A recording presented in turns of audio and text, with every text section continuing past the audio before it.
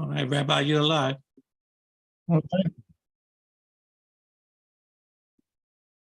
Well, shalom, y'all. I'm Rabbi Charlie Edwards of Ahava Messianic Synagogue in Fort Myers, Florida. Due to Hurricane Ian, we are still temporarily fellowshipping with Beth Yeshua Messianic Synagogue, who was also hit pretty hard by the hurricane. So we're still in the process of looking for a place to call our own. In the meantime, we're on every Wednesday night for a meeting, a live meeting and teaching, and we're on every Tuesday evening at 7 o'clock for prayer. So check your email for invitations, or if you don't get an invitation, feel free to contact me. I'm going to begin this evening's message with prayer. Father, in the name of Yeshua of Nazareth, we come before you, Lord, and we thank you. I thank you that you have given me this message. It's a difficult message, Lord, but it's an important message. And so I thank you for that, Father, and I praise your heavenly name. May my lips be anointed by your presence, and may the ears and eyes that are going to see and hear this message be in tune and be anointed as well, so they will hear and understand and recognize how important this message actually is. I give you all the glory and I give you all the praise, Lord, because it's in the name of Yeshua that we pray. Amen and amen. Now, this past Shabbat at Beth Yeshua, Rabbi Scott's message was pinpointed right on.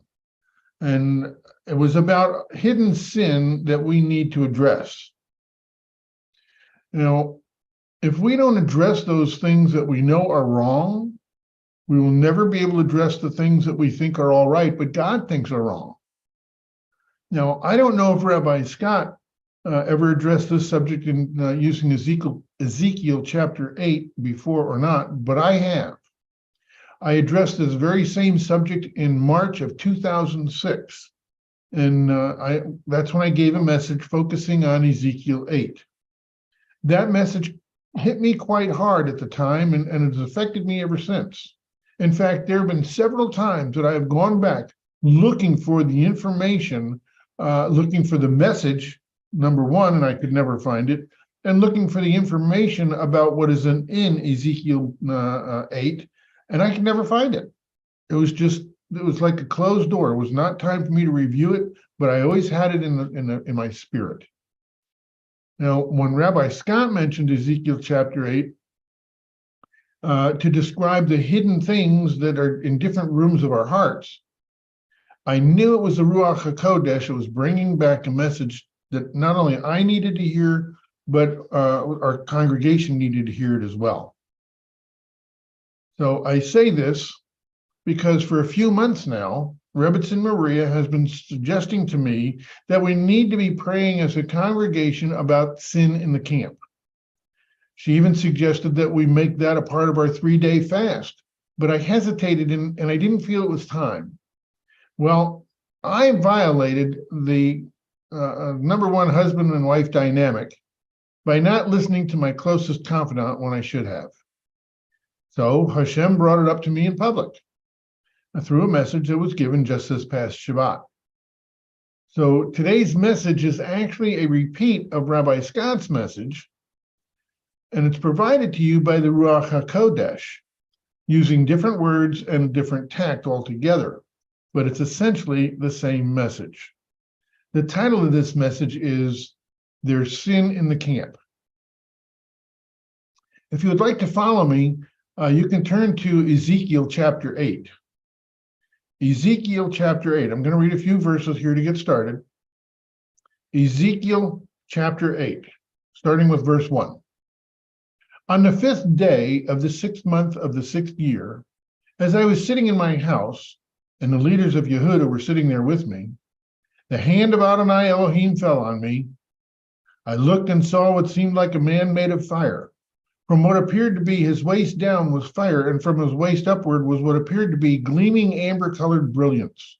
The form of a hand was put out, which took me by the lock of my hair, and its spirit lifted me up between earth and heaven, and brought me in these visions from God to Jerusalem, to the ancient entrance of the inner courtyard, the gate that faces north. There stood the idol that arouses God's jealousy and provokes his jealous indignation. There before me was the glory of the God of Israel, as in the vision I had seen in the valley. Then he said to me, "Human being, raise your eyes toward the north." I raised my eyes toward the north and saw north of the altar gate this image that arouses God's jealousy in the entryway. Do you know what he saw? What he saw were Asherah poles set up by Manasseh just outside that gate, that entry gate. Now, Asherah was a fertility goddess, the mother of Baal. She was worshipped by constructing a pole or wooden object that represented her. Verse 6. He asked me, "Human being, do you see what they are doing? The horrible, disgusting practices that the house of Israel is committing here, so that I must distance myself from my own sanctuary? But you will see even worse abominations." So God is considering these things being done in and around his house as so disgusting that he had to distance himself from his own sanctuary. We need to consider this to be a warning for us. What are you doing that God considers a disgusting practice that causes him to distance himself from you? Think on this question, because he calls you his sanctuary. He lives in your heart. Verse 7. He brought me to the entrance of the courtyard, and when I looked, I saw a hole in the wall. He said to me, "Human being, dig into the wall." After digging in the wall, I saw a door. "Go in," he said, "and see the wicked practices they are engaging in there." Now, where he was digging is very possibly the chamber of hewn stone. It was quite a large chamber located in the northeast corner of the inner priestly court, and it was right next to the north entrance to the courtyard. This chamber is where the priests would meet to have the daily tasks and responsibilities distributed among them, and it was a room that would easily be capable of holding more than 100 men. Verse 10. So I went in and looked, and there, carved on the walls all around, were every kind of reptile and repulsive animal, among all the idols of the house of Israel. Now, if you can think back and remember the movie Prince of Egypt, there were carvings on the wall in the Egyptian palace, and those carvings depicted different stories and histories that Egypt had gone through.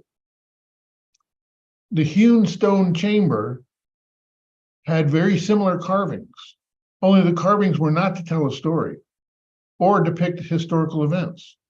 Instead, the carvings depicted unclean animals and reptiles and portrayals of idols. This was a direct violation of the first commandment written in Exodus 20, verse 4. And there it says, "You shall not make for yourself any image in the form of anything in heaven, above, or on the earth, beneath, or in the waters below." And that's Exodus 20, verse 4. So how many things have you done that have left an impression on the walls of your heart and your mind? How many habits are so embedded in you as being normal that you don't even know they don't belong there? You know, things like responding with a snappy answer, making snide remarks, overindulging, or maybe driving too fast. Those things you just don't want to get rid of. What attitudes, habits, thoughts, or actions are you glorifying by doing? By what God considers to be an abomination that causes him to distance himself from you. So what are you doing? What is the common thing that's so common to you it's normal, but God thinks it's an abhorrent? Verse 11.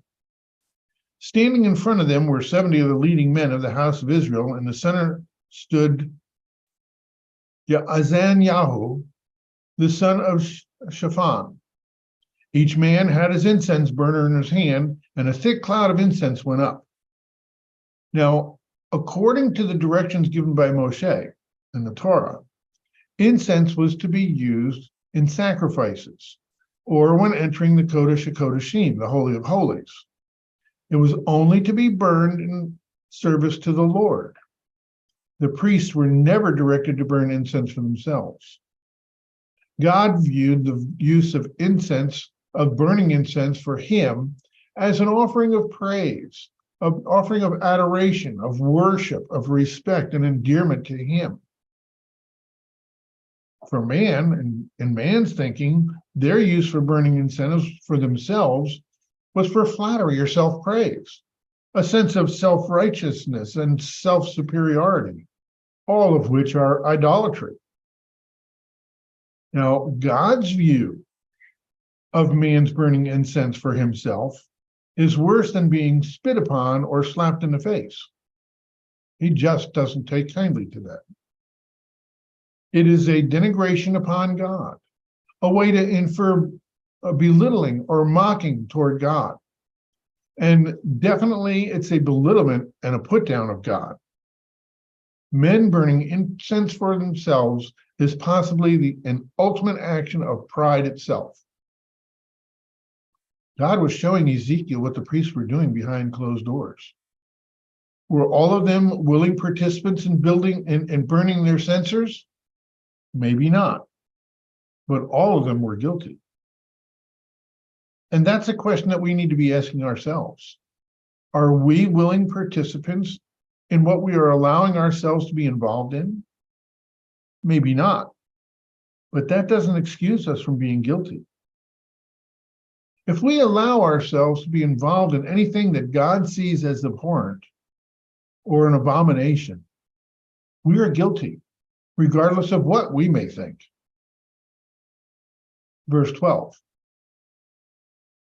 Then he said to me, human being, did you see what the leaders of the house of Israel are doing in the dark, each one in the room of his own carved image? Because they say, Adonai can't see us. Adonai has left the land. Well, why did the priests think that God left the land? He left all right. And it was because of the disgusting practices that they were doing behind closed doors. The thoughts, the actions, and the speech of the priests were forcing God to distance himself from his own sanctuary. We just read that in verse 6. Ezekiel chapter 8 is showing us that what the priests were thinking and doing was so disgusting to God that he had to leave. What kind of things are you involved in that God thinks is abhorrent? So abhorrent that you don't sense his presence as much as you should.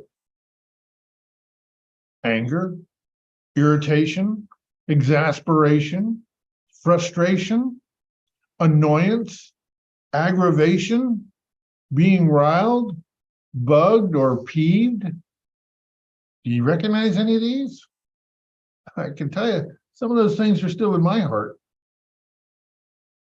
What are you seeing?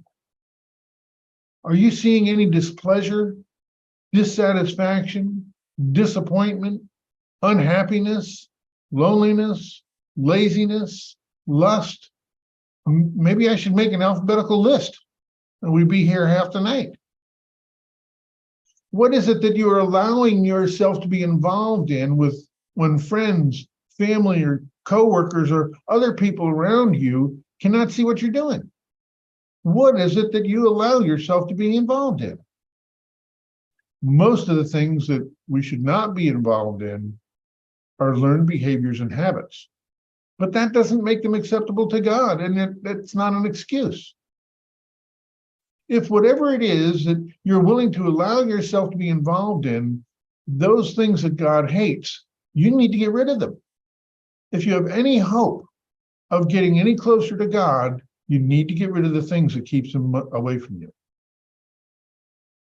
You need to go before God and ask for his help. First, to identify what those things are that he doesn't like, and then to ask him to help you get rid of the things that he detests.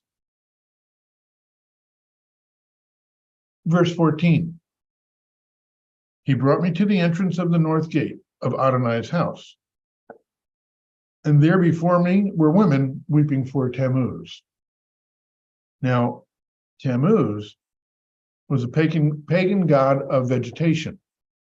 According to the summertime religion in Babylon, Tammuz was betrayed by his lover, Ishtar, another pagan god of fertility and war. You know, the one that Easter was named after, with all her bunnies and they deliver eggs. Did you ever wonder about that? And because of that betrayal, the result is vegetation dies every autumn. The wilting and death of the vegetation every fall was seen as a sign of Tammuz's grief and mourning, which was the reason for the women weeping. So here we have women sitting at the priest's entrance, providing direct access, the entrance that provides direct access to the priestly inner corridor in the temple, and they are weeping for a pagan god, right where every priest can plainly see them. As they go in and they go out, there they were. And they did nothing about them. They were accepting the fact that these women were honoring a false god rather than honoring the God of Abraham, Isaac, and Jacob at his sanctuary. How much more rude could these priests be than to allow such derogatory actions against our God? Verse 15, human being, he asked me, have you seen this? You'll see practices even more disgusting than these. So we need to ask, do you hold anything dear to your heart that is actually derogatory toward God? Are you lamenting over something like your job or your spouse or your children or something else that you know you shouldn't be? What are you harboring within your heart and mind, hiding from others so they won't know? But God knows. And if he considers what you're hiding a sin or a disgusting practice, do you sense that he's distancing himself from you? Do you sometimes feel like your prayers don't even get above the ceiling? You know what your thoughts are, and so does he. So what are you going to do about it? In verse 16, the Lord brought Ezekiel into the inner court of Adonai's house, so we're no longer outside. The angel of the Lord has now taken Ezekiel in through the first opening of the temple building on the north side. By rabbinic proclamation, only Kohanim are permitted in this area. You know, in the priestly realm, you have the Levites. All of the Levites are priests, but only the family of Aaron were allowed to go one step higher and be called a Cohen, which is it's an office, and the office of Cohen is a leadership office. Okay, now in this area that we're standing right now with Ezekiel, only the Kohanim are permitted in that area. The lesser Levite priests are not allowed in that area.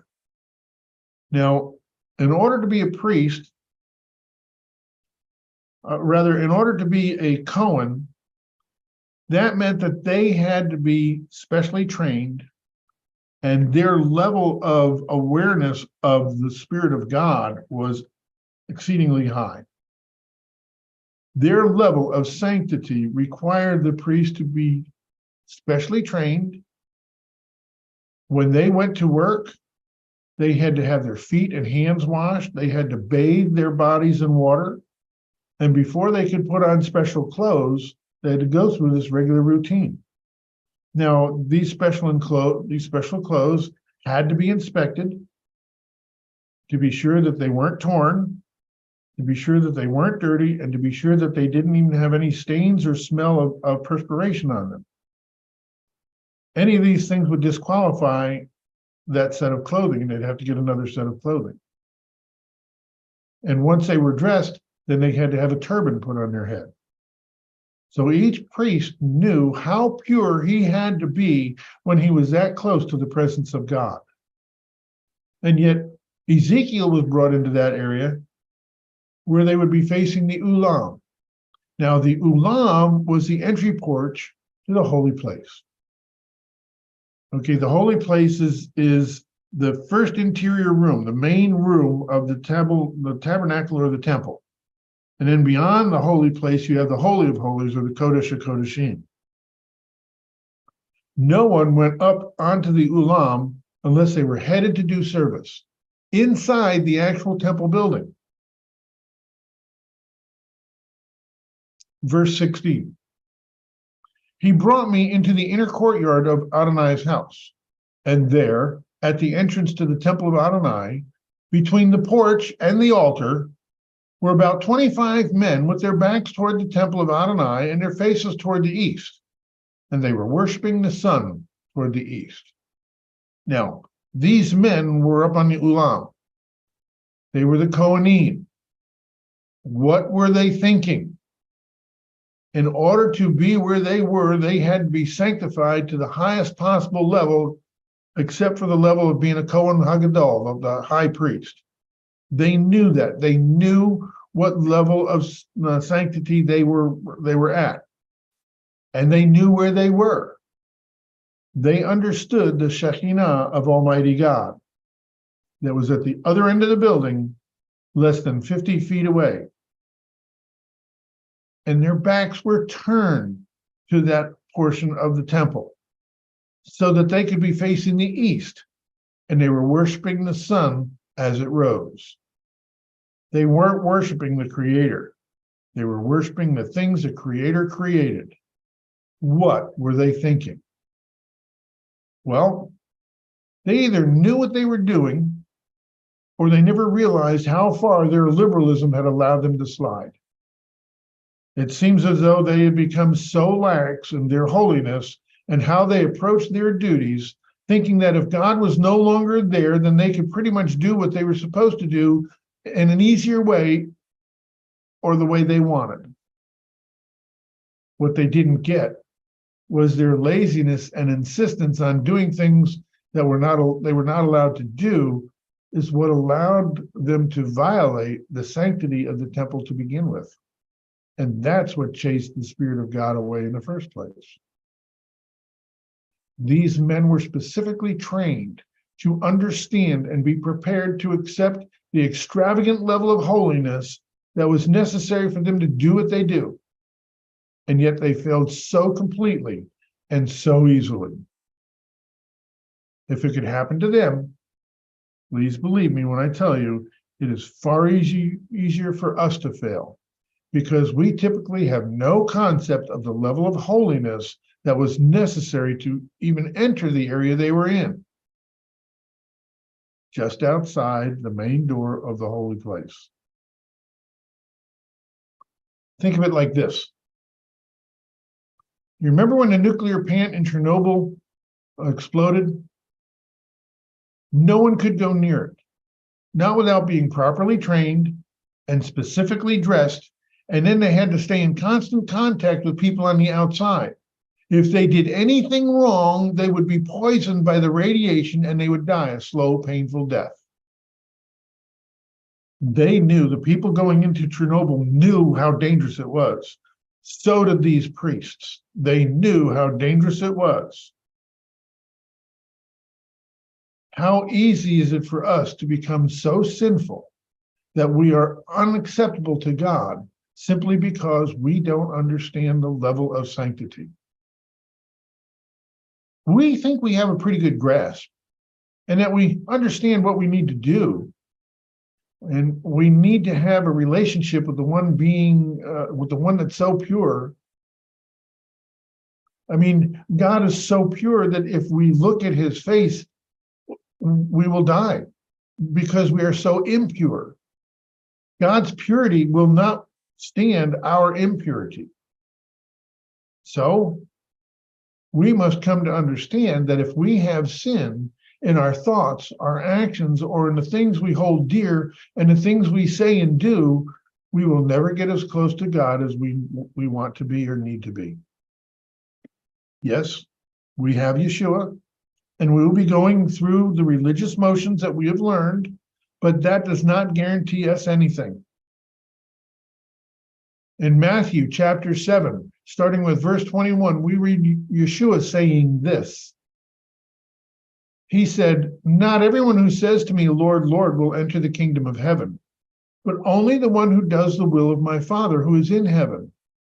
Many will say to me on that day, 'Lord, Lord, didn't we prophesy in your name, and in your name drive out demons, and in your name perform many miracles?' Then I will tell them plainly, 'I never knew you. Get away from me, you evildoers.'" Now he's talking to believers, people who believe in him, and they're saying, "Lord, Lord, didn't we prophesy in your name? Didn't we cast out demons in your name?" These are not just anybody. These are people who believed in Yeshua the Messiah and followed him. Now, the question that arises is, well, did he really mean what he said he meant? Well, have you ever heard that Yeshua lied? If Yeshua lied anywhere, then that would have caused him to be in sin, and he never sinned. Because if he had sinned, he would not qualify as the Messiah of God. So what he is saying is truth. There are people who are going to be living, proclaiming that they belong to him, and yet he's going to say, "Depart from me, I never knew who you were," because they weren't willing to honor him and follow him in the way that is described in Scripture. Now, I'm going to stop with Ezekiel chapter 8 this evening because this has been an unusually hard approach. And I don't apologize for that. In fact, I want to tell you why I've approached this message this way. Yesterday, my wife Maria and I went to dedication of a new location for the Naples Christian Healing Center. I entered the address into the GPS, and it's about I think it was about 28 minutes from here, from where I live. And so when I looked at the GPS, it gave me 3 different ways to get there. So I chose the one that was the favored way. When we were leaving, after we had been there and such, I entered into the GPS to take me home. Well, the first thing it did is it took me to my Fort Myers home. And no matter what I did, I could not change the address in my GPS. So I had to physically type in the address that I'm living in Naples.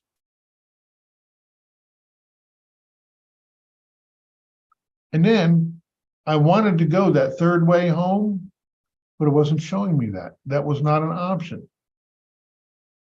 I wanted to just make a quick stop at Walmart to get a fresh tank of LP gas for my barbecue grill.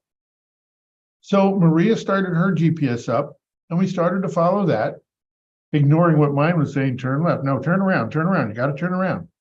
No, I was ignoring that because I wanted to go to the Walmart. And then for some reason, her GPS went down. So I make a turn into this driveway. I'm sitting there in the parking lot, and I'm trying to figure out where this Walmart is compared to where I'm at. And I'm getting all confused by what the map is showing me.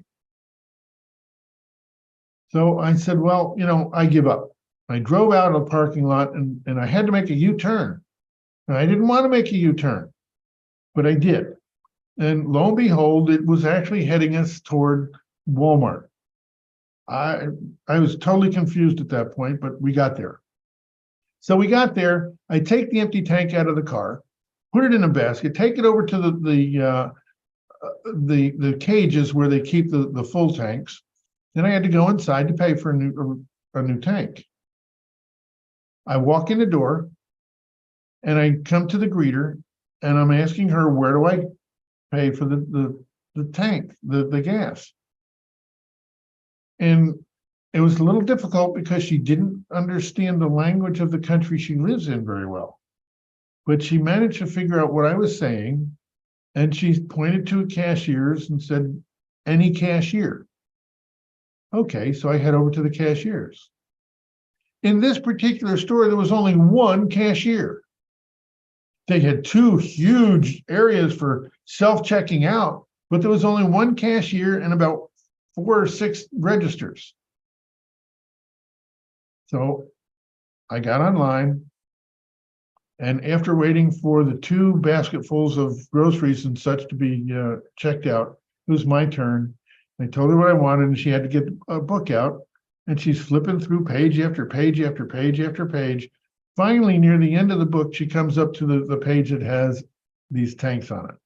So I paid, and she gave me the receipt, and she turned to the next person in line to check her out. And I said, "Well, how do I get my tank?" She said, "Oh, I'll be with you as soon as I'm done with this person." Okay. So I waited there, and then she went to the main desk to get the key, and someone else said, "I've got it, I'll do it for you." Now, as we started to walk out, this new person stopped to help somebody with the change machine where, you dump a bunch of coins in there and it spits out dollar bills. And it seemed like, I don't know how long I was there, and my feet could have been planted in the concrete floor. It seemed like it was that long. But anyway, we got back out. I got the new tank, and as we're going back out to the car, I said to Maria, I said, it isn't going to get any better than this. It's only going to get worse. This short stop that I had figured on was more like a 2-hour layover at an airport is what it seemed like. But Maria said to me, "Well, what do you mean?" And I said, everything that we're going to be doing from here on out is going to become harder and harder and more difficult to accomplish. Every day we can read about different major issues that are in the news. They don't seem to be related, but they're all tied together. Our Constitution and rule of law is under serious attack. The deliberate infiltration of illegal immigrants is costing U.S. taxpayers about $90 billion a year. Well, this is one of Biden's strategies for redistribution of wealth. Take it from the taxpayers and give it to those who don't have anything. In a number of blue state cities, laws protecting private property and the rights of citizens are being ignored. Store owners are now required to provide their own anti-theft protection because local DAs refuse to prosecute theft actively. And that's causing brazen theft of unprotected places right out in the open all through the day. These businesses can't support that. Then last week, the teenage riot in Chicago. They were setting cars on fire. They were breaking store windows, and they were shooting guns and such.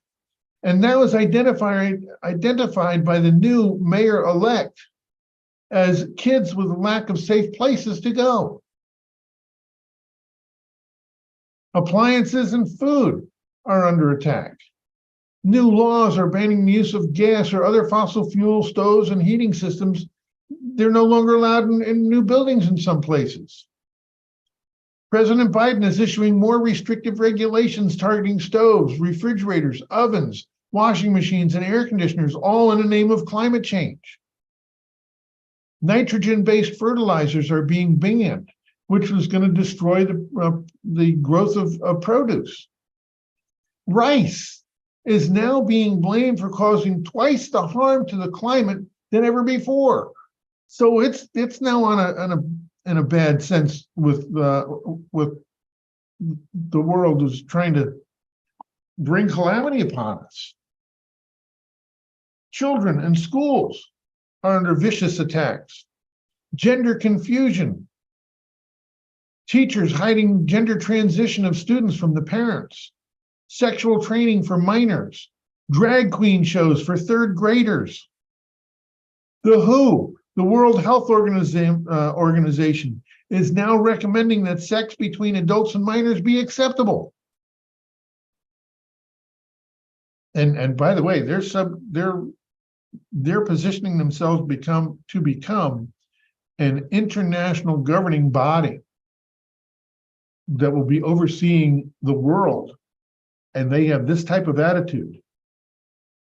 Climate change ideologies are pushing for change from fuel-powered cars to electric, but there's no infrastructure to provide for the exploding electric demand. We drive around Naples area here, and I'm amazed at the number of Teslas driving on the roads here. They're all over the place. Natural fuel sources are being annihilated by governments all over the world. There's a crackdown on beef production because cows fart too much. And that causes climate change issues. So what's the new indoctrination to get rid of the cows? Start eating bugs instead. Insects. Oh, they're great protein, but they're not kosher. Increased reliance on wind and solar power, relying on super expensive, faulty technology. Takes brains to go that route.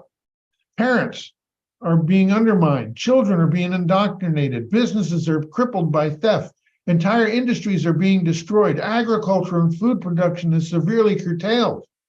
Cities are rendered unlivable because of crime and homelessness.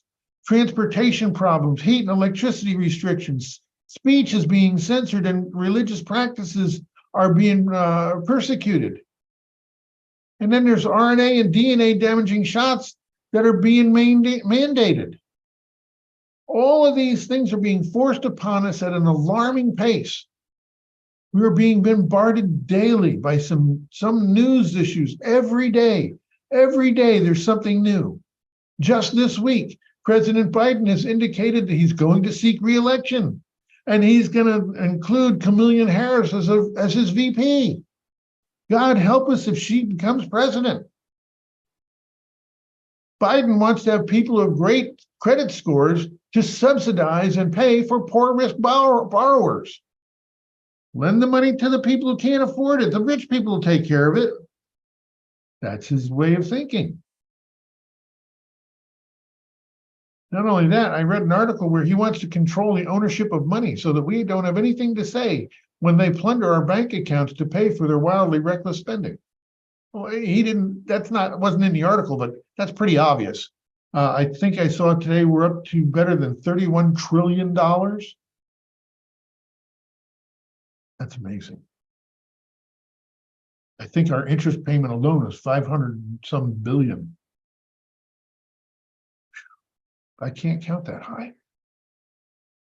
Our world is rapidly being taken over by evil spirits, and all hell is breaking loose. We who claim to be followers of Yeshua need to get serious with ourselves. We have been lulled into thinking that the way we think, speak, and act is normal, and that we are all right in the eyes of God. If that's true, why are we not seeing more and better things being done than Yeshua performed, like he promised us? We don't see that happen at all. So there must be something wrong. We need to stop messing around with our salvation and get started on cleaning up the issues within us that God does not accept. And believe me, each of us have issues. If you say to yourself, I'll be all right, even though I'll stubbornly keep doing whatever I want to do, I'll be doing what I feel like doing, so that even though I'm sinful, I'll be added to the righteous because I'm saved. Well, if that's your thought process, then you don't understand salvation at all. And I guarantee you that God has a serious problem with your attitude. Remember Nadab and Abihu. They didn't think they were doing anything wrong when they took the fire in before the Lord, and they were trained. They had just completed their training on how to be right with God, but they weren't. Yeshua offers us forgiveness so that we can begin to trust him and help us eliminate all the worldly garbage that we've collected over the years so that we can get right with him. But if we don't do that, we will never manage to get any closer than we are right now. And if you think you're close enough, you're mistaken. Everything that our world is going through right now is designed by the enemy to wear us down. His plan is to get us to a point that we don't care anymore about what's right and what's wrong. We just want a way out of all this mishigas. Because when we get so overworked, drawn down, and worn out, then he's going to raise up the anti-Messiah. And those who are overly weary are going to say, oh, look, there he is. Let's go and worship the Lord. Only they'll be worshiping a false Messiah, the very one that we are warned to be watching out for. We must not allow the world's ways that are in us to remain there. We must get rid of the things that God demands we get rid of. If we don't, we might be hearing Yeshua say, depart from me, I never knew you. Now, after you've thought about what attitudes and actions and thoughts and speech you have, start asking Yeshua to reveal the things that he wants you to be rid of. And jot them down. Ask him if there's anywhere that you have turned your back on him. Ask him if what you're doing causes him to distance himself from you. Ask him what he's trying to get you to stop doing. Listen to what he tells you.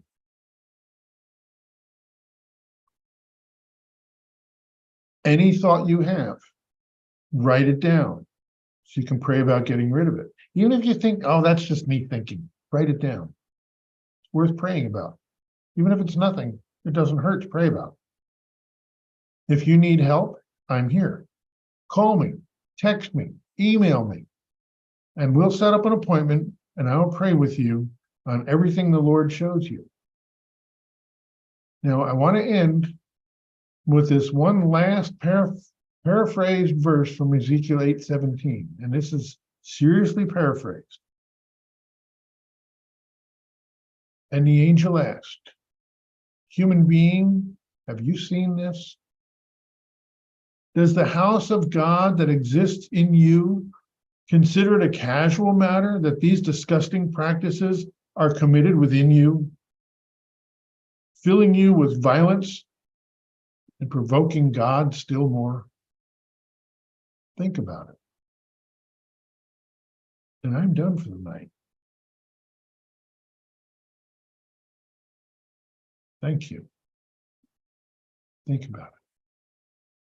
In the name of Yeshua. Now, if you have any questions, please feel free to